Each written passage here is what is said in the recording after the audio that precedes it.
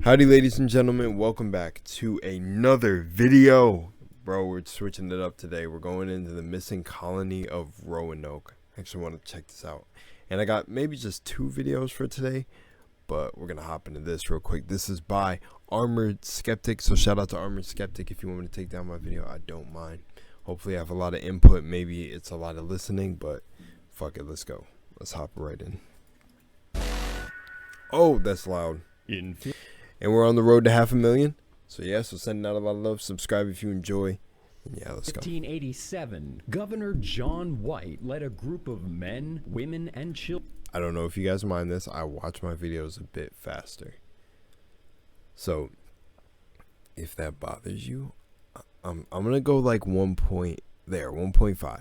Okay. Children from England to establish the first civilian English settlement in the Americas. Okay. To take them across the Atlantic Ocean, they hired a private Portuguese ship captained by Simon Fernandez. Among the colonists was John White's own daughter, Eleanor, who was pregnant with a girl to be named Virginia, the first European born in America. Their plan, to set up a trading colony in Chesapeake Bay. Queen Elizabeth had already sent 3 military groups in previous years. The colonists were to pick up a contingent of 12 soldiers from an outpost on the island of Roanoke along the way for protection, then continue to Chesapeake Bay. However, when they arrived at Roanoke, they found the outpost completely abandoned, along with the unburied skeleton of one of the soldiers. Upon this realization, Captain Fernandez decided he no longer wanted to honor his agreement to take the colonists to Chesapeake Bay, and instead abandoned them on the island of Roanoke, claiming the weather was too harsh to take them the rest of the way, refusing to let any of them back on the ship except for Governor White. It was all Governor White. 1 sec. Nah, okay. already summer, too late in the season to plant sufficient crops. I was momentarily checking out what video to follow up this one with. I'm gonna go one more. I'm gonna go one more up. Still a little bit slow for my taste.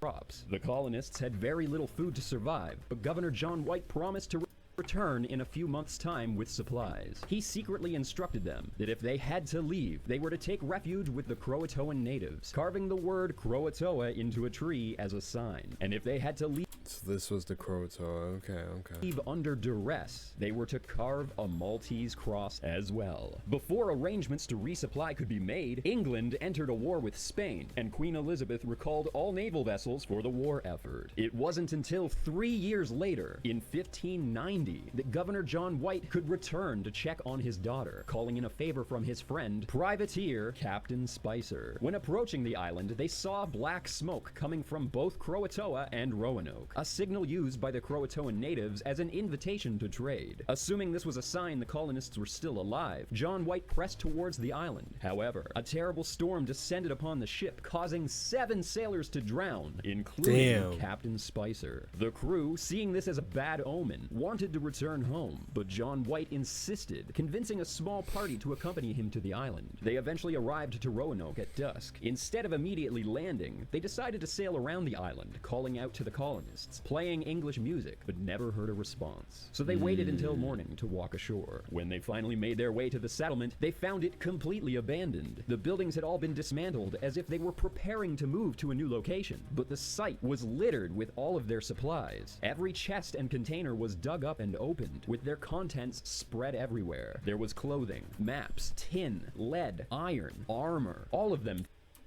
Whoa. What? Things they could have traded. They found the letters CRO carved into one tree and Croatoan carved into another. John White, noting there was no Maltese cross, tried to sail up to Croatoa to find them, but another vicious storm hit, tossing their That is an omen. That is an omen. Maybe there's a lot of ships and a lot of storms and stuff like that, etc., etc., whatever. I said a lot of ships.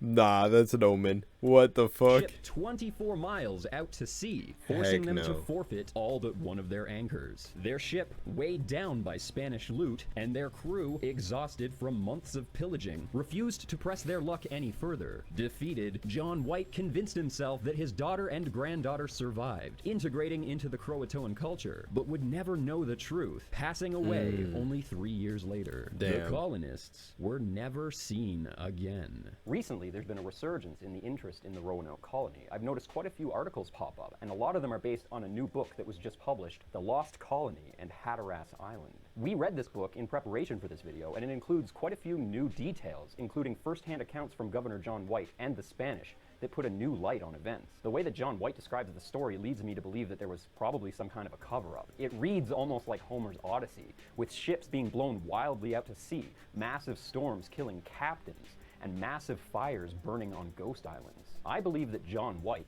found something, but he hid the truth to save himself and the crown from shame.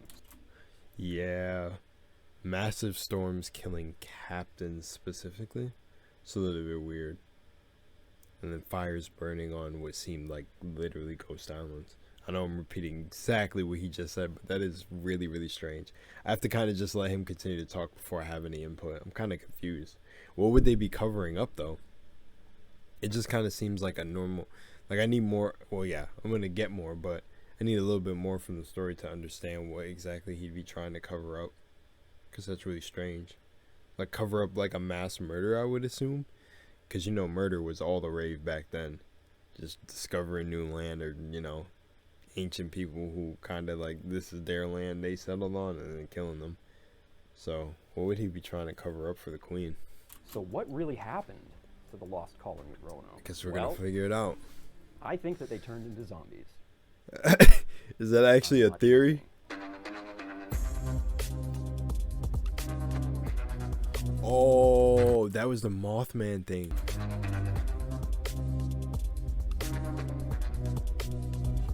I know what you're thinking. This is ridiculous, Skeptic. How could you take any of this seriously? And trust me, I can't believe that I've come to this conclusion either. Last time I said that a dead human was the scariest thing, but I think I've changed my mind. Now I believe that an undead What the human heck? Ghosts are real, part 1. Ghosts are real, or ghosts are fake, part 2. was the scariest thing, but I think I've changed my mind. Now I believe that an undead human, reanimated from the grave to eat its brethren, is far more terrifying. And out of everything that I've researched for this series, when you look at all of the facts, I think we'll find is far more likely. I'm not the first person to associate the Roanoke colony with zombies. There's a 5K zombie run charity event. Red Dead Redemption features Roanoke Ridge, home to cannibals. Oh, to and even the zombie cannibals. research.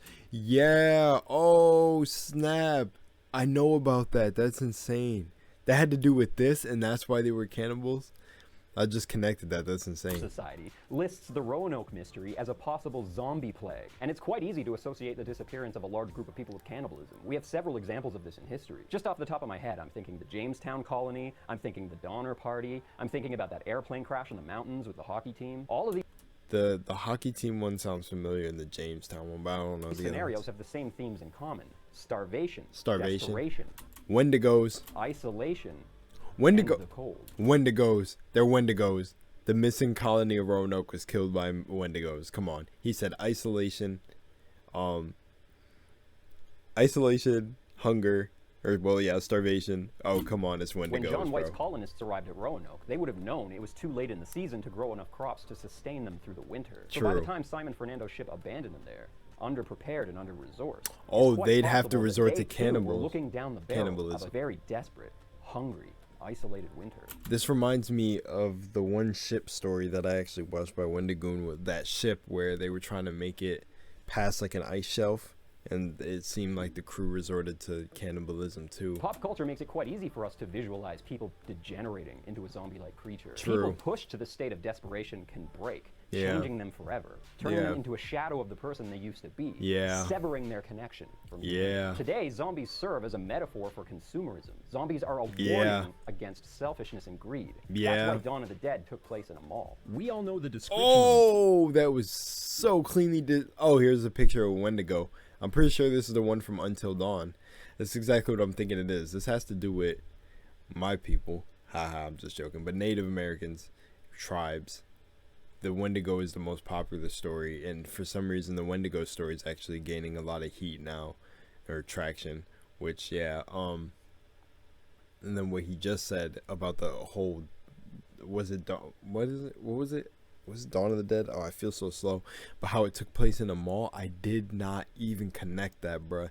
That is so clean. That is so clean. The metaphor for zombies, so it took place in a mall, as the zombies is consumerism. That's insane. Bro. Gaunt to the point of emaciation, desiccated skin pulled tightly over its bones, with its bones Wendigo, pushed out let's against get its it. skin, its complexion, I the love ash this. gray of death, and its eyes pushed back deep into their sockets. A gaunt skeleton, recently disinterred from the grave.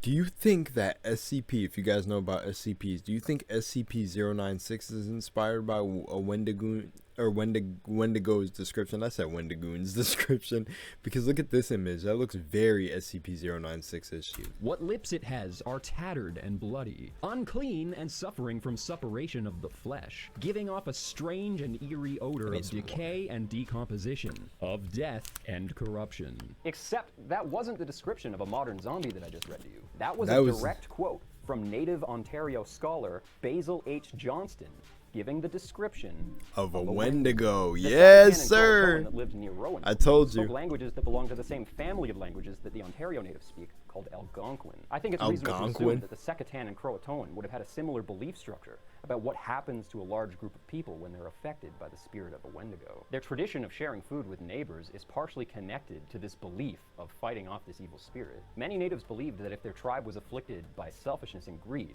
that they were under attack by the spirit of a Wendigo. They would have known when the colonists arrived, they were not prepared to survive. By sharing their food, they were battling a demon of society, a tradition the Europeans depended on far too much. You see, the Croatoans would only have been able to give so much before they were putting their own people at risk. Yeah. And the colonists had lots of metals, tools, weapons, armors, very precious to the Croatoans, but no amount of gold can replace food. Yeah, bro, I'm telling you. Eventually, the colonists would have to be cut off. In their journeys, European monks documented multiple accounts of people displaying bizarre behavior within a 60-year period of the Roanoke colony. The first written account was from Paul Le Jeune, a Jesuit missionary who lived with the Algonquin people in Quebec.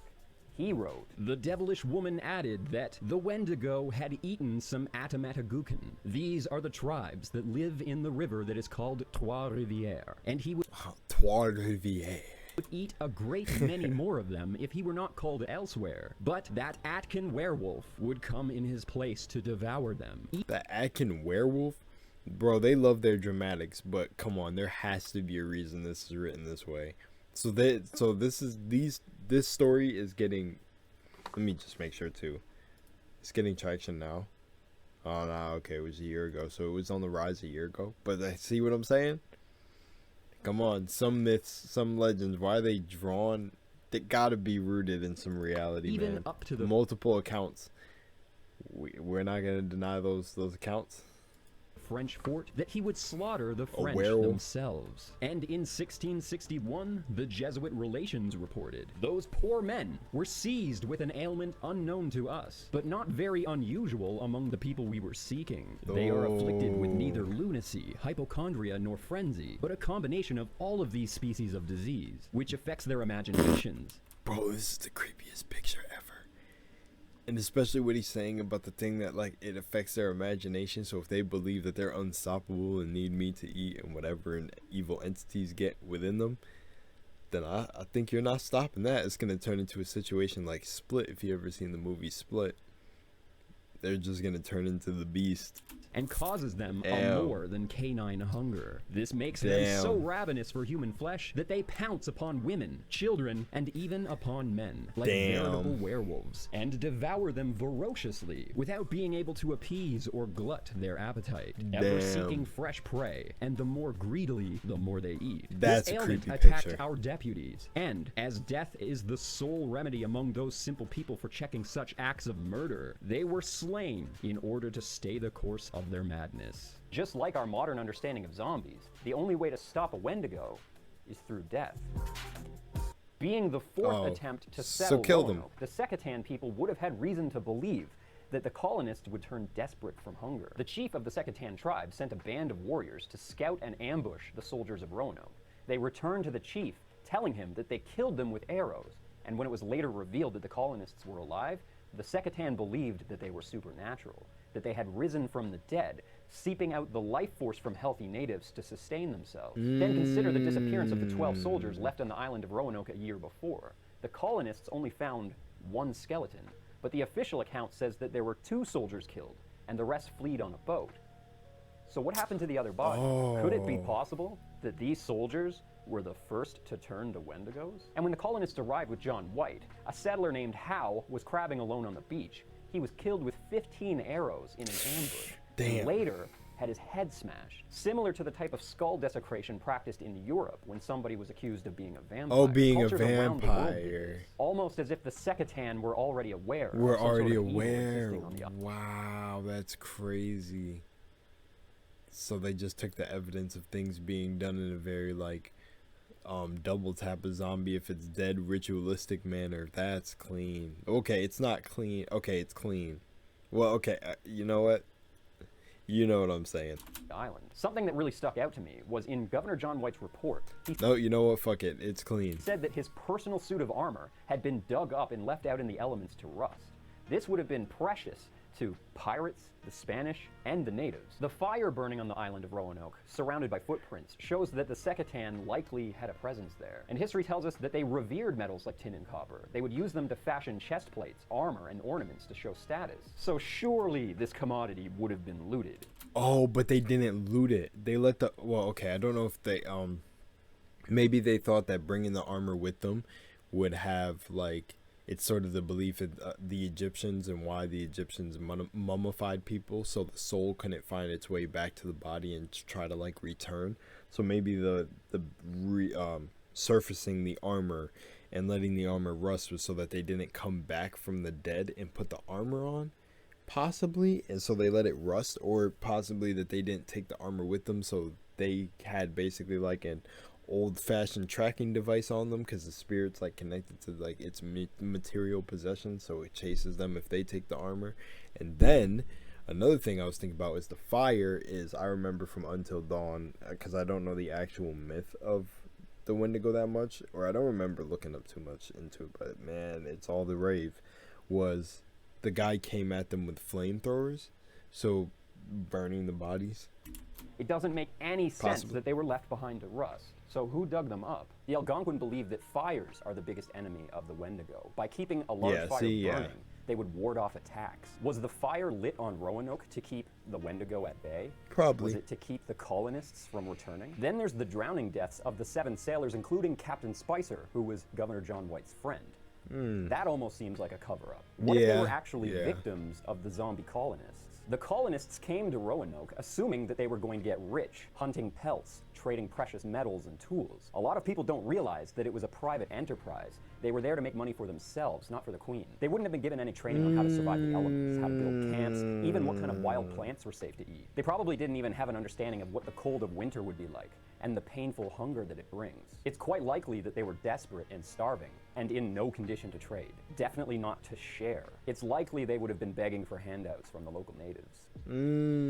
Before you go telling me That is clever. that this is just some sort of native superstition, or that I'm talking crazy, I assure you that they are 100% correct. The craziest part is just how accurate their description of a Wendigo is. So far, I've focused pretty heavily on the gray zombie description of the Wendigo. Oh, so I'm assuming, okay, so I'm assuming he's gonna go into the like biological thing of what happens to a body in comparison to their description of a Wendigo. So it means the Wendigo is very real because it's like a person would look like this if they were starving. Their imagination would probably, their imagination and willpower to literally just think about food and just like basically lose all sense of humanity would make them stronger and all that, ignore pain, yada yada, you know what I'm saying? So Yeah, let's just see. I want to see. That suits my arguments for this video. But while doing research for this, I kept getting caught up on the more popular description of these creatures. Usually they're described as being massive, hairy creatures with Yeah, large with antlers, large big antlers. chunks of flesh hanging from exposed bone. They mindlessly stalk you through the wilderness for hours and behave soulless, devoid of spirit and purpose. They Yeah. have an insatiable hunger, and every time they eat, they get larger. How does this relate to what I'm talking about? How does a moose that's an herbivore become a zombie-like creature that hunts humans? This is the part that I found really interesting. The most famous prion disorder is mad cow disease, caused Mad when cow farmers disease. mixed beef byproduct into their cow feed, changing their cattle's behavior, causing them to shake uncontrollably. There's a human form of mad cow known as Creutzfeldt-Jakob disease, caused by the transmission of abnormally folded protein. This causes symptoms such as tremors and loss of coordination due to neurodegeneration. If we eat the brain or small intestine of an animal that has mad cow, we would suffer from similar symptoms. In 1950, a large group of people in Papua New Guinea began suffering from a similar condition they call Kuru disease, contracted through the ceremonial consumption of their relatives as part of their funeral rites. The disease lays dormant for decades sometimes before symptoms arise. But certain types of prion diseases can transmit through blood and saliva as well,